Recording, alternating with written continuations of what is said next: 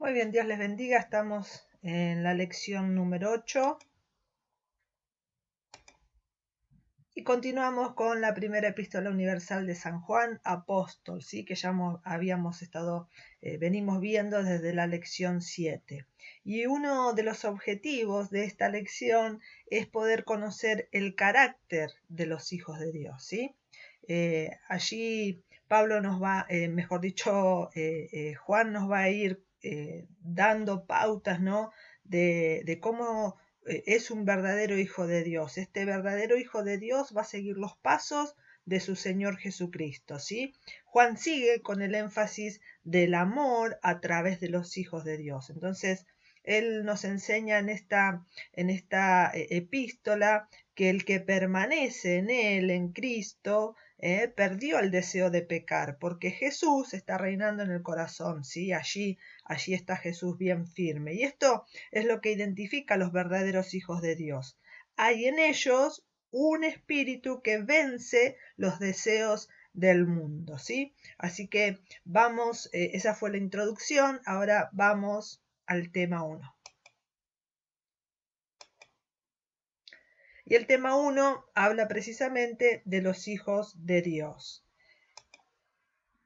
El amor de Dios y una gloria mayor desde el versículo 1 al versículo 3, ¿no? Y el capítulo comienza con: mirad cuál amor nos dio el Padre. Y otra versión dice: miren qué amor tan grande, ¿no? que tiene el Padre.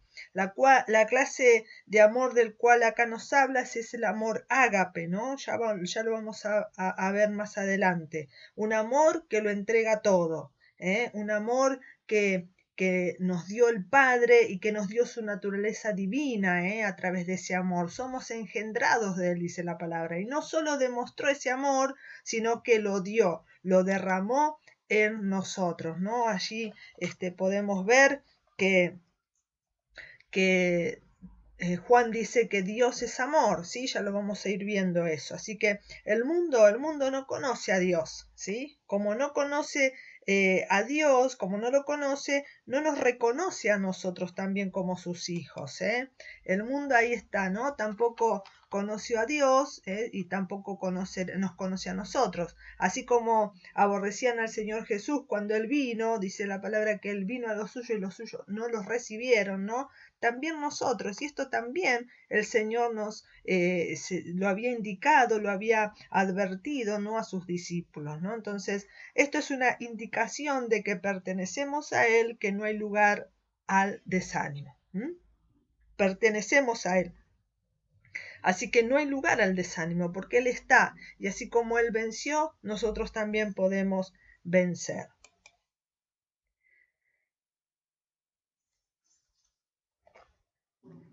Aunque no lo sepamos todo, sabemos que seremos semejante a Él, sigue diciendo, ¿no? en la cita.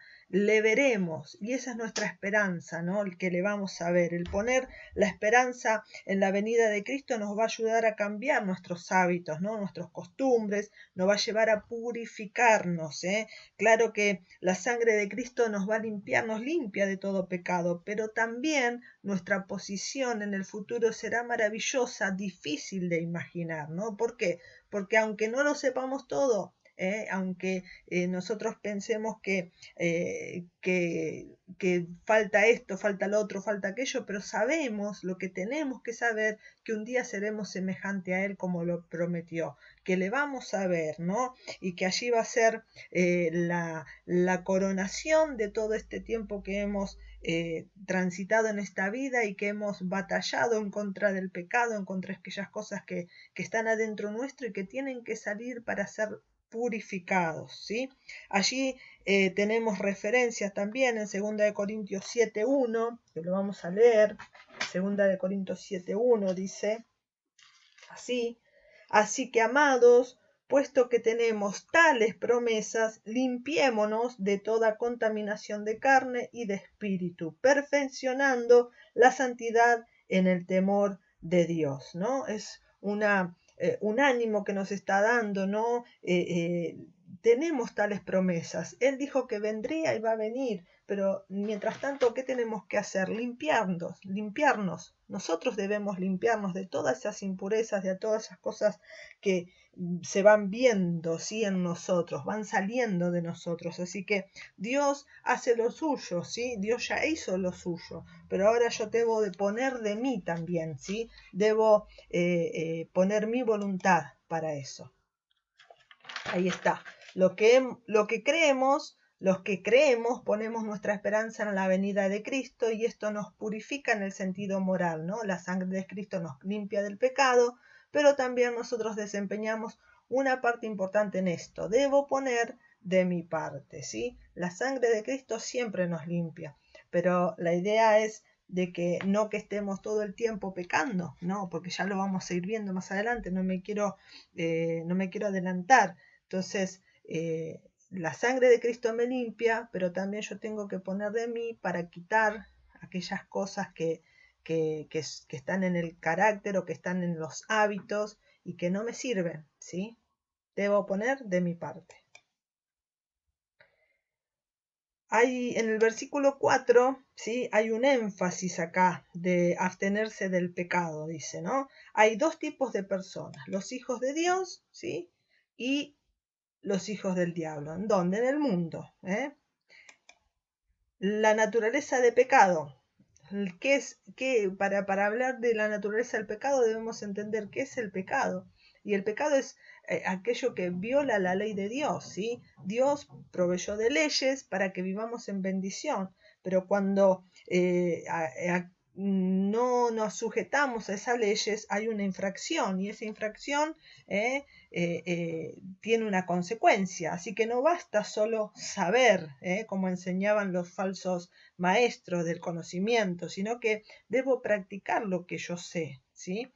Así que el pecado es violación a la ley de Dios, pecado es errar al blanco, es infracción a la ley, ¿sí? Y cuando dice todo aquel, está precisamente indicando que esas leyes morales son para todos los creyentes, sin importar rango o posición dentro de la iglesia. No hay pecados, no hay, mejor dicho, pecaditos, no hay pecados chiquitos, no, el pecado es rebelión contra la voluntad de Dios, ¿sí? Dios no habla de pecaditos o pecados de grandes o chicos, no, el pecado es pecado y cuando uno peca, eso trae una consecuencia, ¿sí? Entonces, Jesús vino para quitar nuestros pecados. Él nos proveyó, no hay pecado en Él. En Jesús no hay ningún pecado. El secreto para evitar el pecado, ¿qué tenemos que hacer? Permanecer en Él, como dijimos recién, ¿no? Y habla de las cosas cotidianas, vencerlas día a día, permaneciendo, ya que el que persiste en pecar no vio ni conoció al Señor, ¿sí? Los falsos maestros solo querían conocer y decían que se podía ser justo sin practicar la justicia. Y Juan rechaza totalmente todo esto y dice que es justo el que hace justicia como Jesús lo hizo, ¿sí? En versículo 8 al 10 nos habla del origen del pecado y acá tenemos al que incitó, originó el pecado, ¿no? Que es el diablo, y hace referencia a Juan de esto, ¿no? Del diablo, que él peca desde el principio. Quizás se acordaba, ¿no? Cuando allí delante de Dios, ¿no? Cómo comenzó todo esto, ¿no? La obra del diablo es pecar y hacer pecar, ¿no? Esto es claro, ¿no? Quizás Juan reconoce ese momento en que se rebeló contra Dios y ahí se transformó en el autor, el instigador del pecado, ¿sí? Entonces, el pecado es obra de Dios, del diablo, perdón.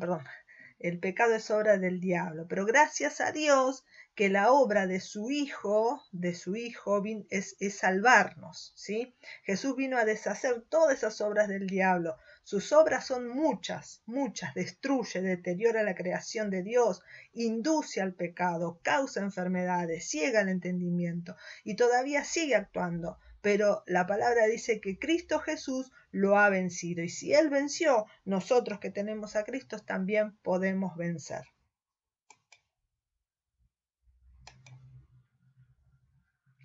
En el versículo 11 a 18 nos comparte de la práctica del amor cristiano, ¿no? Claramente explica que la esencia del amor es el sacrificio propio, y eso lo manifestó Jesús. El amor nos lleva a dar la vida por el hermano, en cambio el odio, como lo hizo Caín, lo llevó a dar muerte. Dios es amor. Juan, en estas cartas, o desde el que escribió el Evangelio también, él no tiene términos medios. Él dice que se es hijo de Dios o hijo del diablo, que se pertenece al cielo o al infierno, y que se tiene la vida eterna o muerte eterna, y que se ama o que se odia, ¿no?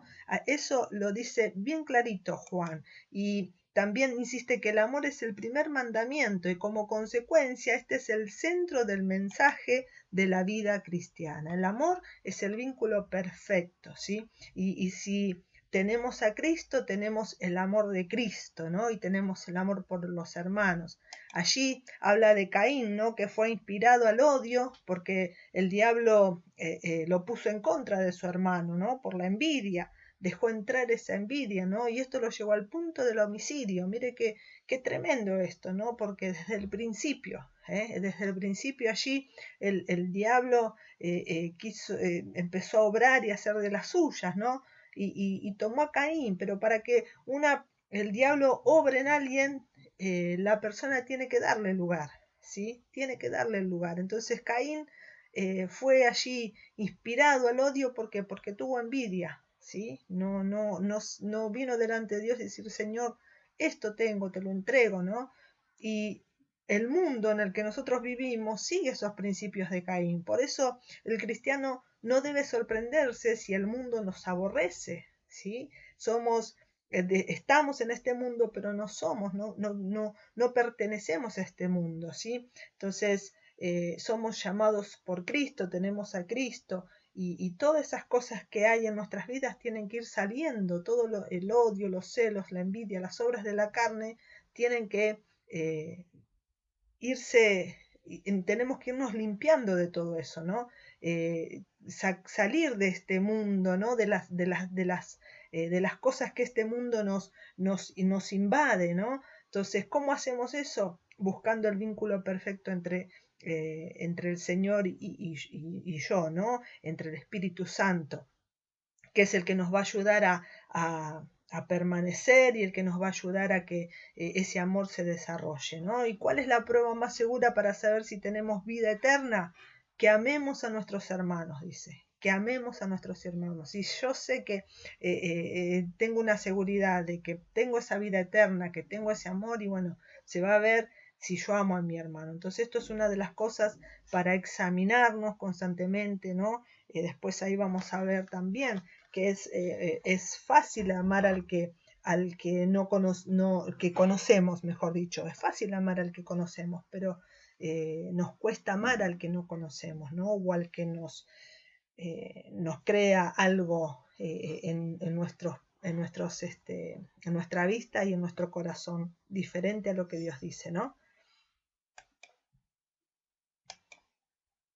En el versículo 19 al 24 nos habla de confianza y seguridad del corazón. Juan nos enseña que debemos amar de verdad, y que al hacer esto se manifestará el verdadero amor hacia los hermanos. Entonces, amar de verdad. ¿Cómo decimos amar a Dios y no amamos al hermano que vemos? Ahí lo que estábamos diciendo hace un ratito. Yo no puedo decir que amo a Dios si primero no amo a mi hermano, ¿no? Y en esto es lo que Dios nos trata de enseñar. Puedo decir que amo a Dios, pero después mis hechos se van a demostrar lo contrario. ¿Por qué? Porque siento desprecio, porque siento prejuicios, ando con prejuicios contra mi hermano, chismes, hablo de una manera y después hablo de otra manera de él. Entonces, Juan nos enseña que debemos amar de verdad, ¿sí? De verdad, así como Jesús nos amó, también ese amor tiene que estar en nosotros. Podemos tener seguridad y firmeza como creyentes, pero también podemos ser perturbados hasta perder esa seguridad. Estamos en una batalla constante. Sea cual fuera la causa, debemos afirmarnos, ¿sí? ¿Quién nos va a ayudar a afirmarnos en cada situación? Ahí cuando estemos perturbados, ¿no? Cuando quieran robarnos esa seguridad, esa confianza en Dios, esa firmeza. ¿Quién nos va a ayudar? El precioso Espíritu Santo, la persona del Espíritu Santo el que nos va a ayudar. Así que debemos ser sensibles en este tiempo, en esta nueva etapa, ¿no? De que dejarnos ayudar por Él, no resistir la voz del Espíritu Santo. Lo que se nos pide como mandamiento es fe en Cristo y amor entre hermanos. Esto es lo que Dios nos pide, que sigamos teniendo esa fe en Cristo hasta el final, permanecer en Él, perseverar y el amor entre los hermanos. Allí el Señor decía en los comienzos, ¿no? Y les decía, le transmitía a sus discípulos, en estos lo conocerán, en el amor que hay entre ustedes, ¿no? Y eso está bueno, porque cuando está el amor de Cristo es porque allí se puede mostrar, se puede ver, ¿sí?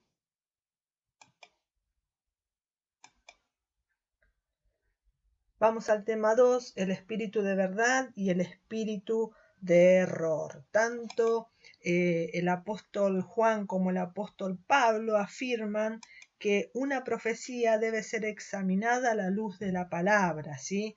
No se debe creer a todo espíritu, hay que probarlo, no todo lo que parece sobrenatural tiene que ver con lo divino. Recordemos que los gnósticos en su etapa inicial se dividió en dos, el gnosticismo pagano y el gnosticismo cristiano, ¿sí? Los gnósticos cristianos tuvieron una notable presencia en los primeros siglos de la Iglesia, llegando incluso a gozar de ciertos privilegios. El propósito fundamental de los gnósticos, ahí lo tienen en la placa, es acceder mediante la mística y la intuición al misterio de lo divino. Según ellos, la salvación no se obtiene a través de la fe ni del sacrificio de Cristo, sino que el ser humano debe salvarse a sí mismo, pero para ello deberá alcanzar el conocimiento, que es el conocimiento introspectivo de lo divino, que es superior, dice, incluso a la fe. Negaban a Jesús como Dios. Los cristianos estaban siendo influenciados en ese tiempo y hasta aceptando estas enseñanzas. Y el apóstol Juan les comparte, ojo, no crean a esos falsos maestros. Esto es lo que dice, ¿no? Jesús vino en carne y todo el que dice lo contrario tiene el espíritu de error, el espíritu del anticristo. Entonces les recuerda, vosotros los habéis vencido, ¿sí? Vosotros los habéis vencido. Y habla de una victoria constante y decisiva. No es que ustedes quizás lo vencerán, no, ustedes ya lo han vencido. ¿Por qué? Porque Cristo lo venció. Él nos dejó esa enseñanza, entonces tómense de esa enseñanza, no dejen que las corrientes nuevas vengan a poner otros fundamentos y vengan a quitar lo que Dios ya puso, ¿no? Entonces tenemos que tener mucho cuidado en este tiempo, ¿no? Juan también, ahí está el espíritu de verdad y el espíritu de error, ¿no? Hay varias características de uno y de otro. El espíritu de la verdad salva, el espíritu de error condena, el espíritu de la verdad edifica, el espíritu del error aleja. El espíritu de verdad ayuda, pero el espíritu de error pervierte. El espíritu de verdad construye y el espíritu de error destruye. El espíritu de verdad trae orden y el espíritu de error trae desorden. El espíritu de verdad trae conocimiento que nos hace humildes, pero el espíritu de error tiene un conocimiento que envanece, ¿no? Juan habla con autoridad apostólica, ¿sí? Que le fue dado en ese tiempo, ¿sí? Entonces, decisivo Juan. No le hagan caso a estas personas. No le hagan caso a estos falsos maestros, a estos que vienen a quitarle la buena palabra que ya fue sembrada en ustedes. Vamos al tema 3. Nos habla de en el capítulo 4, del versículo 7 al 21, Dios es amor, ¿no? Y Juan es llamado el apóstol del amor, ¿sí? Lo sabemos allí. En el versículo 7 y 12, los cristianos dice deben amarse los unos a los otros, ¿sí?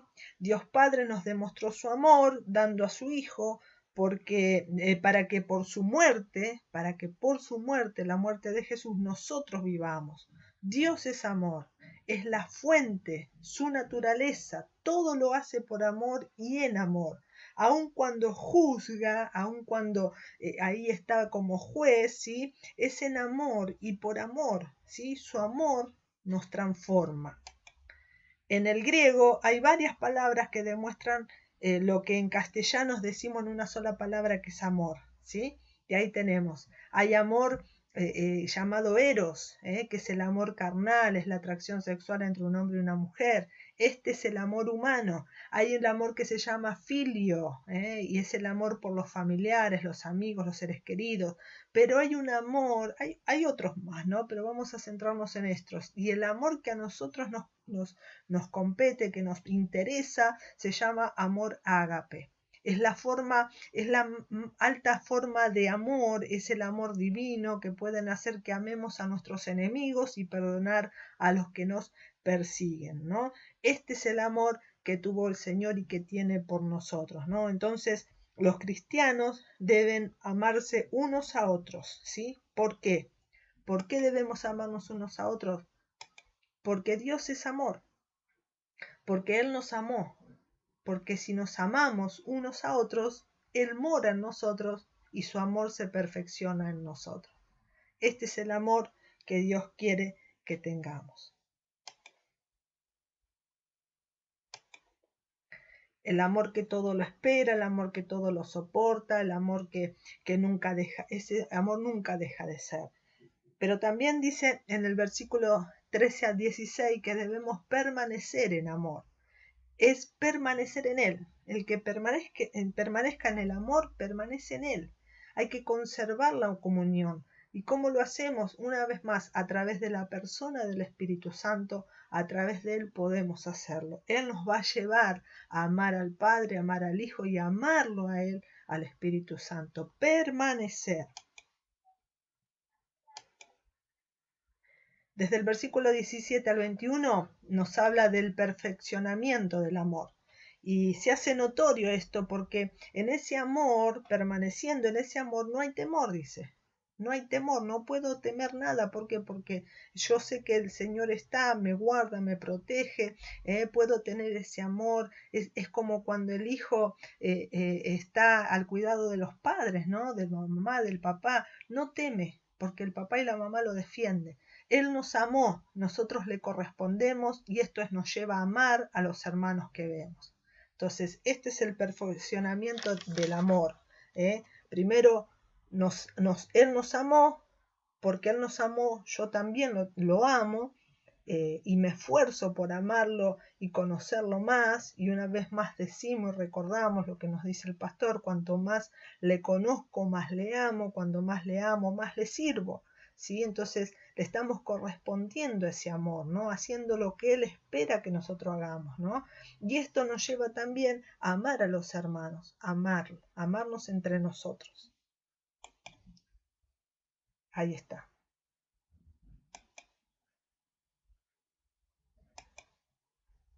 Vamos al tema 4, que nos habla la victoria por la fe. Y en el libro hace referencia de que Juan era un anciano ya, ¿sí? Que aprendió durante los años de su ministerio la expansión del Evangelio, ¿no? Él vio la expansión del Evangelio, ¿no? Apreció, mejor dicho, aún pasando por muchas situaciones adversas. Y de todas ellas la Iglesia de Cristo salió triunfante, salió victoriosa, ¿sí? Y dice: el que cree que Jesús es el Hijo de Dios, vence al mundo, ¿no? Esta es la frase tremenda, esta es una oración, una frase poderosa. El que cree que Jesús es el Hijo de Dios, vence al mundo. Y el amor y la fe van unidos. Es necesario creer que Jesús es el Cristo para poder nacer de Dios, dice, ¿no? El creer, el amar y obedecer, ¿sí? Son señales del nuevo nacimiento. Cuando nosotros, cuando nosotros nacemos de Dios, ¿sí? Lo amamos. y amamos a los hermanos, y ese amor se expresa en el servicio, como recién decíamos, ¿no? Y el amor de Dios se muestra en guardar los mandamientos, ¿eh?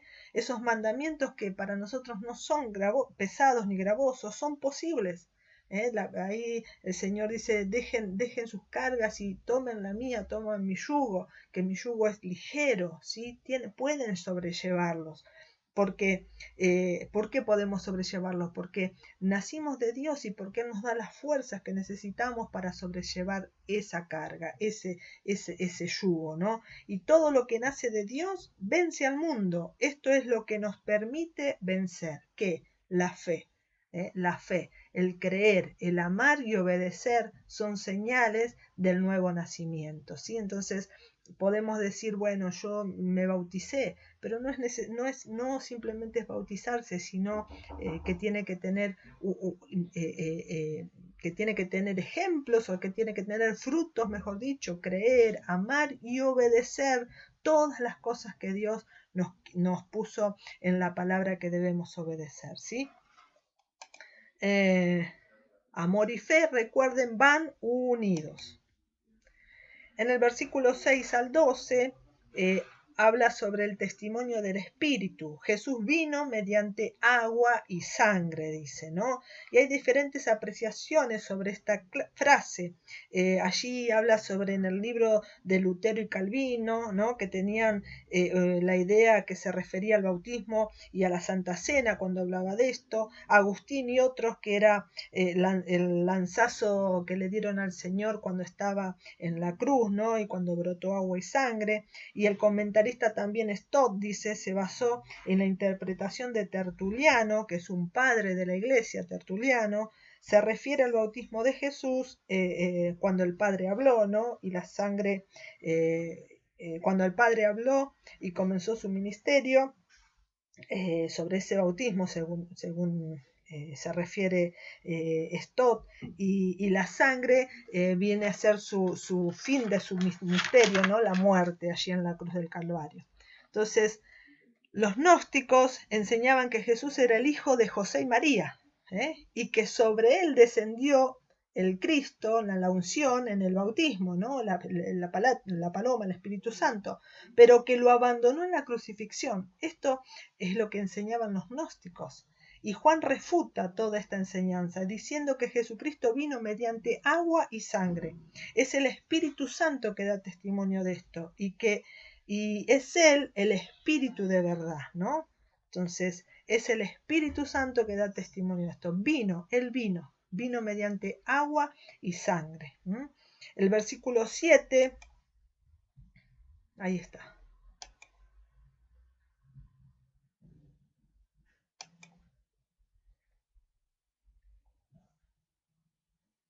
Perdón, les voy a leer algo que encontré aquí para compartirlo con respecto a esto de mediante agua y sangre. En el versículo 7 dice, es problemático, ¿no? Ya que no aparece en los manuscritos. Puede que alguien, un copista, ¿sí? Lo haya escrito al margen y otro copista al leerlo consideró incluirlo en el texto, ¿no? Al decir que el espíritu, el agua y la sangre dan testimonio de Jesucristo, quizás Juan hace referencia a los testigos que se requerían ante un tribunal terrenal según la ley, ¿sí? Si recibimos testimonios, dice, de los hombres, cuando vienen con 2 o 3 testigos, ¿cuánto más de Dios, que es 3 personas en una? Entonces, creer en Jesús, el Hijo de Dios, es aceptar el testimonio de Dios, y el que no cree ha hecho a Dios mentiroso, dice, ¿no? Entonces, en el versículo 12, Juan termina el párrafo diciendo que el que tiene al Hijo tiene la vida, porque esta vida está en él, ¿sí? El que tiene al Hijo tiene la vida, porque Jesucristo mismo es la vida, ¿sí? Es el verbo hecho carne, ¿no? Por eso vino ese verbo, esa palabra que fue desde el principio, ¿no? En los cielos y en la tierra cuando se formó, ese verbo, esa palabra vino, habitó entre nosotros, ¿sí? Se hizo visible, y Juan está dando un testimonio de esto, ¿sí? Por eso volvemos a acordarnos de el primer pasaje donde dice, no podemos dejar de decir lo que hemos visto y oído, ¿sí? No podemos dejar de anunciarlo. Esto es lo que vimos, es un testigo presencial. Él lo vio. Y se están levantando por ahí corrientes, personas, maestros falsos, profetas falsos que están diciendo Jesús no vino, Jesús era una simple persona. No, Juan dice, no, yo lo vi. Y esto es lo que quiero darles a conocer. No se dejen llevar por esos maestros que vienen con nuevas cosas para meterles en la cabeza. Ustedes ya Dios les enseñó, ya hoy vine yo a decirles de nuevo, ¿no? A través de la carta, ojo, miren. Tema 5, ahora sí, el conocimiento de la vida eterna. Y el versículo 13 dice, aquí podemos apreciar que Juan tuvo un propósito doble al escribir esta epístola, resumiendo en las frases de este versículo. Primero, para que creáis en el nombre del Hijo de Dios. Y eso es salvación, ¿sí? Salvación. Y segundo, para que sepas que tienen vida eterna. Entonces, dos cosas puntuales, dos propósitos. ¿Para qué era esta carta? Para que crean en el nombre del Hijo de Dios. Créanle a Él. Todo aquel que en Él cree no se pierde, sino que tiene vida eterna, dice, ¿no? Así que tienen que creer y tienen que saber que tienen vida eterna cuando creen en Él. Entonces, el que cree puede tener seguridad, puede tener certeza, ¿no? ¿De qué? De que vamos a pedir algo en oración y eso va a ser realidad. ¿Por qué? Porque vamos a pedir conforme a su voluntad. Ya no vamos a pedir como nosotros queremos, sino conforme a su voluntad. Desde el versículo 16 al 17, allí se refiere al pecado de muerte, ¿no? Y tiene varias interpretaciones, ¿no? Y ahí son las 4 que expresa el libro, que nos comparte el libro, mejor dicho, y dice que la primera es pecado para unos era, ¿no? Para algunos es el pecado contra el Espíritu Santo, este pecado de muerte. Para otros era la violación a la ley civil, que merecía pena de muerte, ¿sí? Y para otros era el pecado contra la ley mosaica, sobre las idolatrías y demás cosas. Y para muchos comentaristas consideraban que se refería al pecado de apostasía. Juan dice que en el mundo está dividido en dos tipos de personas. Bueno, primero, todas estas apreciaciones, todas estas interpretaciones, mejor dicho, eran diferentes, eran interpretaciones con respecto a lo que quiere decir pecado de muerte, ¿sí? Eso es lo que aprecian allí los comentaristas. A ver si creo que hay alguna preguntita referente a a ver si les puedo dar una ayudita. Bien, hay una pregunta que dice, ¿no? El pecado de muerte es, entonces, ¿qué es el pecado de muerte? Ahí les va a dar un ejemplo. Ustedes en esta prueba que van a tener ahora después del tema 9, ¿sí? La última lección, el último examen, mejor dicho, hay varias preguntas desde que comenzamos de la lección 1 hasta ahora, ¿sí? Así que vamos a tener que refrescar. Yo me imagino que ustedes ya refrescaron ahí, ¿sí? Así que el pecado de muerte, recuerden que es pecado de apostasía, algunos dicen pecado contra la ley mosaica, el pecado contra la violación a la ley civil o el pecado contra el Espíritu Santo. Bien, Juan dice que en el mundo está dividido en dos tipos de personas, los que pertenecen a Dios y los que pertenecen al malvado. Los que pertenecen a Dios, estos no practican el pecado, ¿sí? ¿Por qué? Porque le agradan al Padre, le agradan a Dios, y el pecado nada tiene que ver con Dios, ¿sí? Pero los que pertenecen al pecado, los que pertenecen al pecado, al mundo, bueno, tienen un padre, se llama diablo, Satanás. una verdad afirmada muchas veces en la carta, sabemos que el Hijo de Dios ha venido.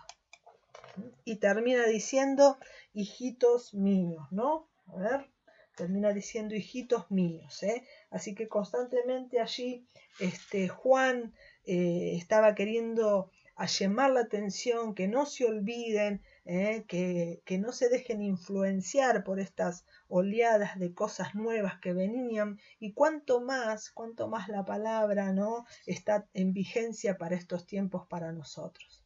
La palabra no pasa, ¿sí? El cielo y la tierra pasan, los años para nosotros pasan, pero la palabra permanece para siempre, y es la palabra que nos va a ayudar a llegar a conocer esa vida eterna que tenemos, ¿no? A perseverar también a través del Espíritu Santo, ¿no? Así que bueno, hasta aquí el tema 5, la lección 8, la lección 8, hasta aquí, y ahora vamos hacia la lección 9.